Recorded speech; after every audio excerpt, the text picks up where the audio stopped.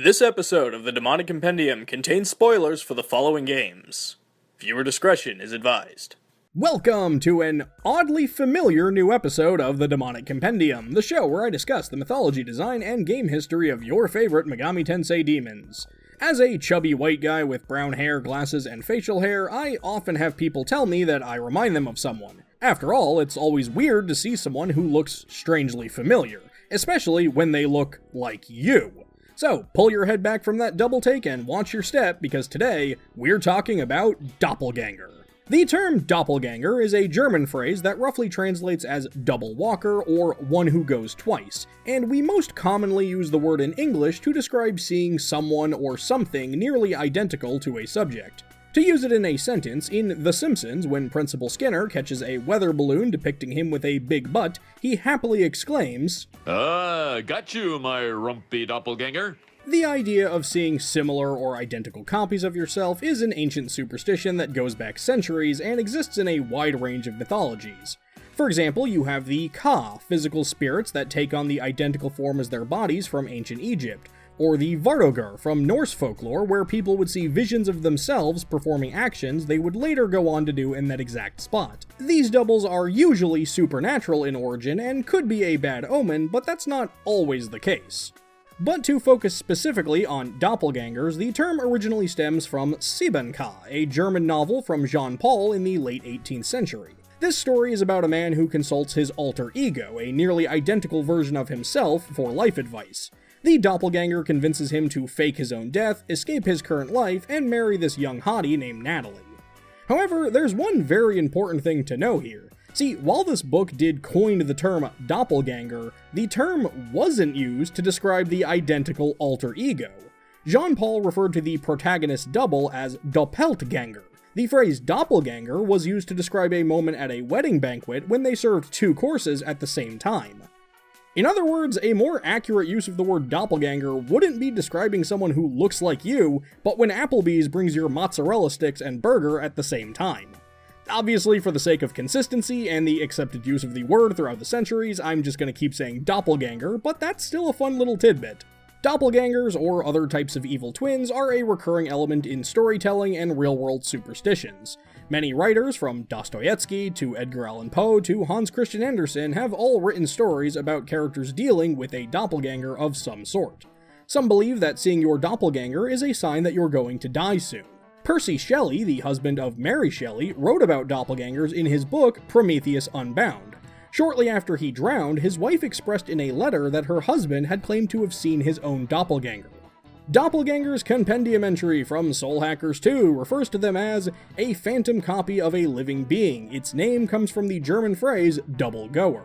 Doppelgangers are regarded as an omen of bad luck, and though one's doppelganger is typically seen by others from afar, it is said that one may see their own doppelganger in the moments before they die.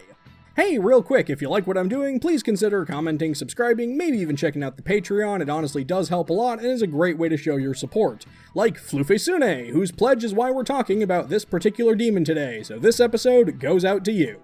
Design-wise, it is hard to pinpoint down the exact design of a doppelganger, right? Because the entire point is its haunting similarity to something familiar. However, there are recurring elements to doppelgangers in Megami Tensei specifically that I actually like quite a bit. In its earliest appearance, Doppelganger just appeared as a dark, mostly featureless silhouette with a menacing grin and electricity crackling around it. Basically, what if every culprit from Detective Conan was a Megaten demon? And hey, speaking of eerie similarities, did you know that manga and SMT2 came out just one day shy of a month of each other in 1994? Now that's spooky. But as time went on and Doppelganger appeared in more things, its design would change. In the original Devil Summoner, Doppelganger took on the appearance of Kyoji Kuzunoha. In Strange Journey, it took on the appearance of the protagonist from that game, and in its most recent appearance as of making this video, it resembles Ringo from Soul Hackers 2. What they all basically have in common are faces obscured by shadows, with the terrifying grin and crackles of lightning reminiscent of that earliest design. It's honestly such a good and memorable element that it makes me a bit sad we don't see doppelgangers more often in the franchise.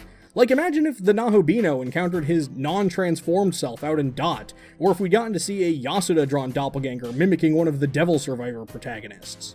Another take on Doppelganger in the franchise is in the early Demi Kids games, where doppelgangers just sort of appear as like slightly wrong, disproportioned versions of the protagonists. It's certainly interesting, but not quite as memorable as the creepy, grinny, zappy zap versions. As far as game history goes, I want to start this section off by saying that yes, I'm well aware there are several instances throughout Megami Tensei where characters may encounter or fight alternative versions of people they know, including but not limited to Raidou and Raidou from the Raidou series, the real and fake Varnas from Digital Devil Saga 2, Akane Hasegawa's imaginary boyfriend version of Joker in Persona 5 Strikers, Cognitive Haru, who I just wanted an excuse to mention, the mysterious figure from episode Aegis, which, by the way, I just did a video on recently if you want to go check that out, plug, and I mean just like, come on, so many shadows in Persona. Wow, that really filled up the spoiler warning card on this episode, didn't it?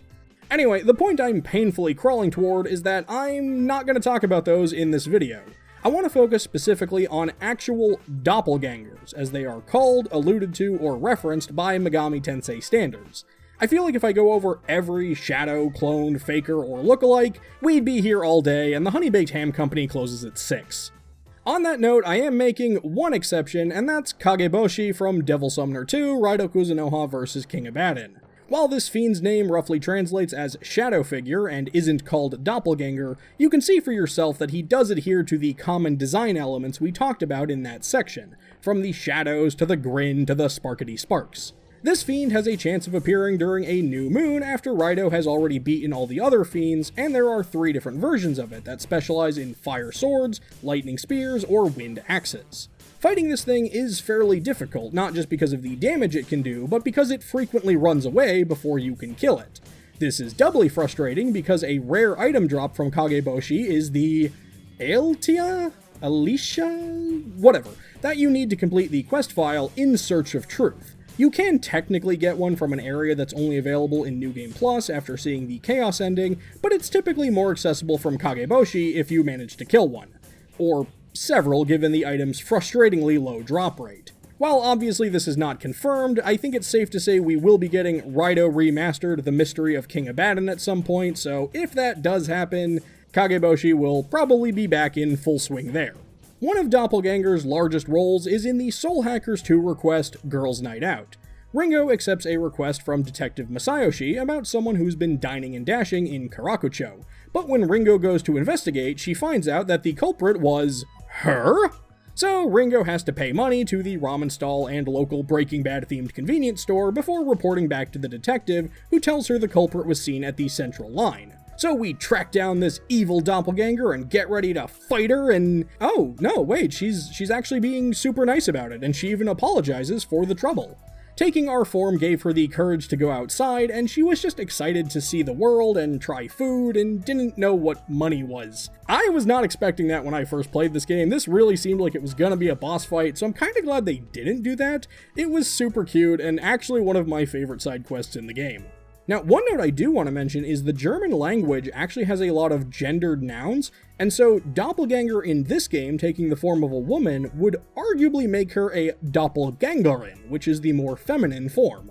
Doppelganger appears in Persona 1 as a dark magenta humanoid, and in Revelations Persona they're actually just referred to as clone. The demon Shadow is almost identical, but actually features the more bluish-black color we usually see from doppelgangers. While the demon doesn't have a direct appearance, the idea of it plays a small role in Persona 2 Innocent Sin.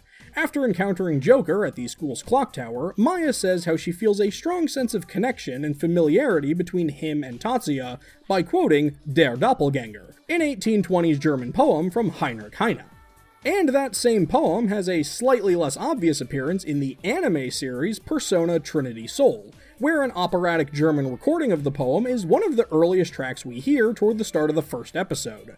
The song usually connects to the character Ayane, who actually does have a doppelganger of sorts, as a clone of her winds up being one of the main antagonists toward the end of the series. And speaking of anime, that actually brings us to Demi Kids, or should I say, Devachill. Doppelganger has a few minor roles in those games, like being the reward for defeating Lucifer at BattleNet in Black or Red Book, and appearing as a BattleNet opponent in light and dark versions as Doppel. This demon's largest role is actually in the Devil Children anime. In episode 21, Abaddon and Fenrir unleash Doppelganger, who in the anime appears more like a creepy black ditto. When Setsuna and Mirai get separated from each other, Doppelganger takes Setsuna's form, but almost immediately gives himself away by being like, "Oh yeah, I want a piece of that hot you know what? Nope, not doing that. Don't like that." There actually is a moment when it has Setsuna's body, but with the Devichill doppelganger face, and I actually wish this is what it looked like in the games. Like, that is a good alternative to the designs from the other series. Of course, the episode ends with them having the obligatory, "He's the demon! No, he's the demon!" moment, which Mirai immediately figures out who's the fake by being like, "Hey, check out my hot..." Nope, still don't want to do it. Not liking this. Doppelganger actually winds up being so powerful that they can't defeat it in battle, and their only shot at victory is to completely seal it away again, where it still makes one final attempt to hit on the 10-year-old before it goes.